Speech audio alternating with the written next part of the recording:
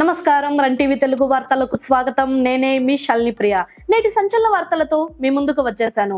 Neat పరీక్ష రద్దు నుంచి ఐపీఎల్ క్రేజ్ వరకు, రాష్ట్రంలో 5G విప్లవం నుంచి రష్యా అమ్ముల పొదిలోని మరణాయుధం వరకు నేటి టాప్ అప్డేట్స్ ఏంటో కేవలం 3 నిమిషాల్లో చూసేద్దాం. మదనపల్లి ఆసుపత్రిలో ఉద్యోగ అవకాశాలు, నిరుద్యోగులకు మంచి వార్త. మదనపల్లి ప్రభుత్వ ఆసుపత్రిలో పలు పోస్టుల భర్తీకి నోటిఫికేషన్ విడుదలైంది. డాక్టర్లు, సైకాలజిస్టులు, వార్డు బాయ్స్ మరియు యోగా థెరపిస్ట్ వంటి పోస్టుల కోసం ఈ నెల 15న తిరుపతిలో ఇంటర్వ్యూలు నిర్వహించనున్నారు. జీతాలు 13,000 నుంచి 60,000 వరకు ఉండనున్నాయి. ఆసక్తి గల అభ్యర్థులు తమ ఒరిజినల్ సర్టిఫికెట్లతో హాజరు కావాలని అధికారులు సూచించారు. ఏపీలో 5G విప్లవం, మారుమూల ప్రాంతాలకు నెట్వర్క్. ఆంధ్రప్రదేశ్ లో డిజిటల్ విప్లవం రాబోతోంది.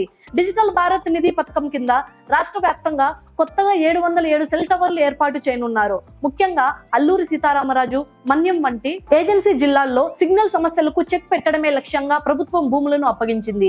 బిఎస్ఎన్ఎల్, జియో, ఎయిర్టెల్ సంస్థల సహకారంతో త్వరలోనే గిరిజన ప్రాంతాల్లోనూ 5G పరుగులు పెట్టనుంది. దేశవ్యాప్తంగా నీట్ యూజీ రద్దు, విద్యార్థులకు షాక్. పేపర్ లీక్ ఆరోపణల నేపథ్యంలో కేంద్రం సంచలన నిర్ణయం తీసుకుంది. దేశవ్యాప్తంగా నిర్వహించిన నీట్ యూజీ పరీక్షను ఎన్టీఏ రద్దు చేసింది.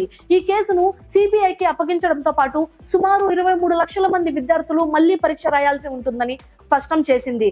త్వరలోనే కొత్త తేదీలను ప్రకటిస్తామని, విద్యార్థులు మళ్లీ ఫీజు చెల్లించాల్సిన అవసరం లేదని అధికారులు వెల్లడించారు. రష్యా సార్మాట్ క్షిపణి ప్రయోగం ప్రపంచానికి హెచ్చరిక.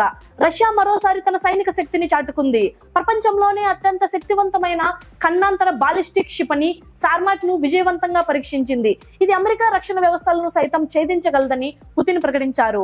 35,000 కిలోమీటర్ల పరిధి కలిగిన ఈ క్షిపణి పశ్చిమ దేశాల ఆయుధాల కంటే 4 రెట్లు ఎక్కువ విధ్వంసాన్ని సృష్టించగలదని రష్యా రక్షణ శాఖ పేర్కొంది.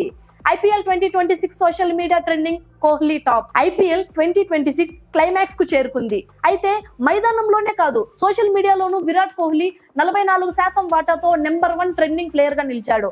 ఆశ్చర్యకరంగా ఈ సీజన్ ఆడకపోయినా ధోని 21 స్థానంతో 2వ స్థానంలో నిలవడం ఆయన క్రేజ్ కు నిదర్శనం.